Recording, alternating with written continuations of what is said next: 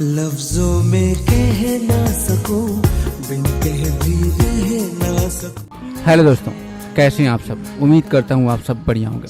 स्वागत है आपके चैनल बाय द स्टार्स में। बातें कर होश में, हम भी है जोश में। दोस्तों, आज से तकरीबन 20 साल पहले यानी कि 2004 में music reality show Indian Idol की शुरुआत हुई थी। उस वक्त ये शो हर घर में देखा जाता था और लोगों के दिलों पर छा गया था। इंडियन आइडल का पहला सीजन इतना पॉपुलर हुआ कि इसके हर सिंगर ने ऑडियंस का ध्यान खींचा, लेकिन उस सीजन का ताज अभिजीत सावंत के सिर सजा। अपनी सुरीली आवाज और शानदार परफॉर्मेंस से अभिजीत ने सबसे ज्यादा वोट्स बटोरे और इंडिया आइडल के पहले विनर बन गए। रातों रात स्टार बनने वाले अभिजीत की कहानी किसी सपने से कम नहीं थी, लेकिन क्या आपने सोचा है कि वो स्टारडम ज्यादा दिन तक नहीं टिक पाया। आखिर अभिजीत सावंत कहाँ गायब हो गए। उनकी आवाज में तो जादू था, फिर भी वो इंडस्ट्री से दूर क्यों चले गए, और कौन था वह शख्स या वजह जिसने उनके करियर को बर्बादी के कगार पर लाकर खड़ा कर दिया। टीन के घर से निकलकर सक्सेस की ऊंचाइयों को छूने वाले अभिजीत आखिर गुमनामी में कैसे खो गए। आज इस वीडियो में हम उनकी पूरी कहानी जानेंगे। अभिजीत सावंत का जन्म 7 अक्टूबर 1981 को महाराष्ट्र के सिंधुदुर्ग जिले में हुआ था। बचपन से ही संगीत के प्रति उनका झुकाव था। वो एक मिडिल क्लास फैमिली से ताल्लुक रखते थे और शुरू में उनकी जिंदगी आसान नहीं थी। अभिजीत ने एक इंटरव्यू में बताया था कि वो अपनी मौसी के घर एक छोटी सी झोपड़ी में रहा करते थे, लेकिन वो कहते हैं ना कि उन दिनों में भी वो खुश थे क्योंकि संगीत उनका साथी था।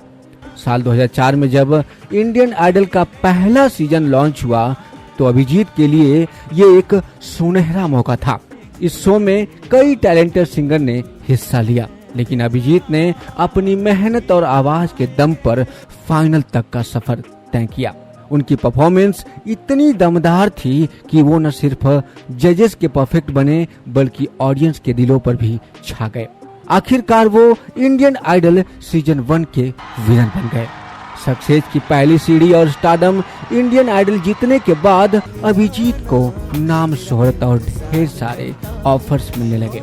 2005 में उनका पहला सोलो एल्बम आपका अभिजीत रिलीज हुआ, जिसमें गाना मोहब्बतें लुटाऊंगा आज भी लोगों की जुबान पर है।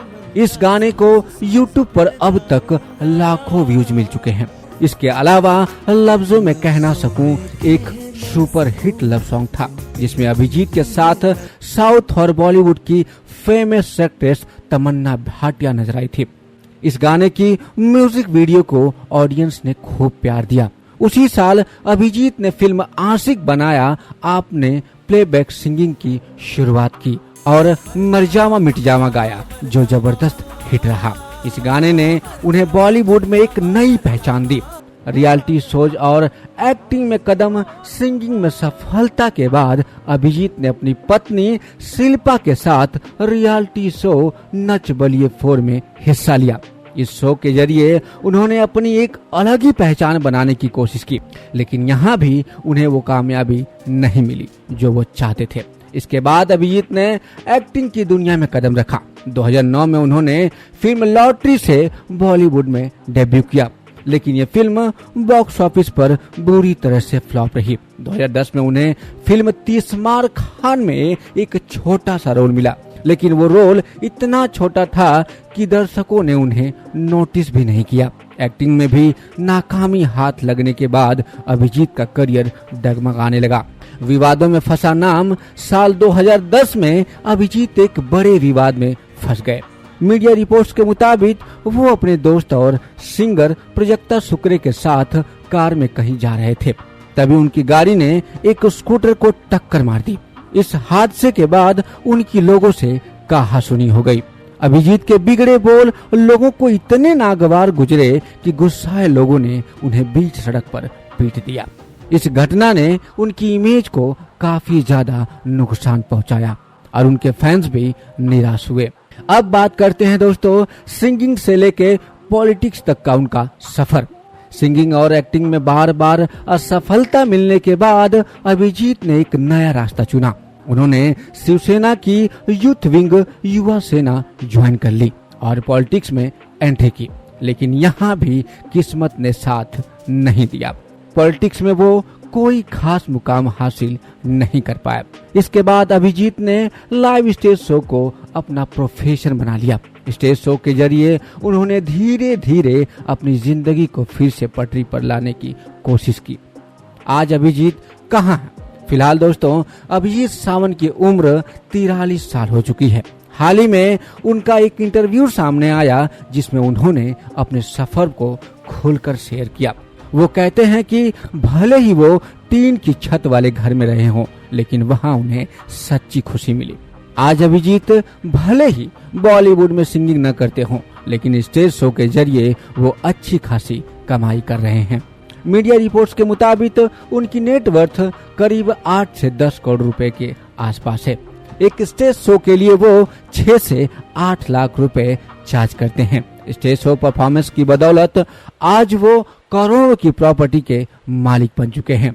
2024 के अंत में खबर आई कि अभिजीत एक नए म्यूजिक प्रोजेक्ट पर काम कर रहे हैं।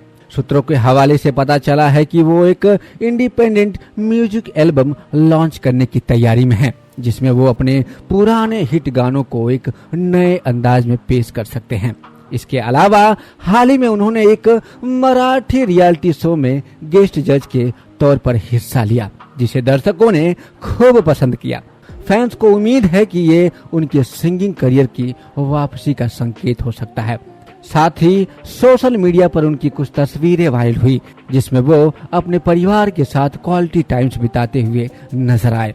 अभिजीत ने अपने इंस्टाग्राम पर लिखा कि संगीत मेरा पहला प्यार है और मैं इसे कभी नहीं छोड़ूंगा। अभिजीत के करियर का विश्लेषण। दोस्तों अभिजीत की कहानी हमें क्या सिखाती है? उनकी जिंदगी में सक्सेस भी थी, स्ट्रगल भी था और विवाद भी। इंडियन आइडल ने उन्हें रातों रात स्टार बनाया, लेकिन शायद किस्मत, सही प्लानिंग की कमी या इंडस्ट्री में कंपटीशन ने उन्हें पीछे ढकेल दिया। और फिर भी अभिजीत ने हार नहीं मानी और आज वो स्टेज शो के जरिए अपने फैन से जुड़े हुए हैं और वो एक सेटल लाइफ जी रहे हैं। तो दोस्तों क्या आप लोगों को लगता है कि अभिजीत को बॉलीवुड में एक और मौका मिलना चाहिए? कमेंट्स में अपनी राय हमें जरूर बताइएगा। तो दोस्तों इस वीडियो को लाइक शेयर करना ना भूलें और हमारे चैनल को सब्सक्राइब कर ताकि ऐसी ही मजेदार स्टोरीज आपके पास पहुंचती रहे।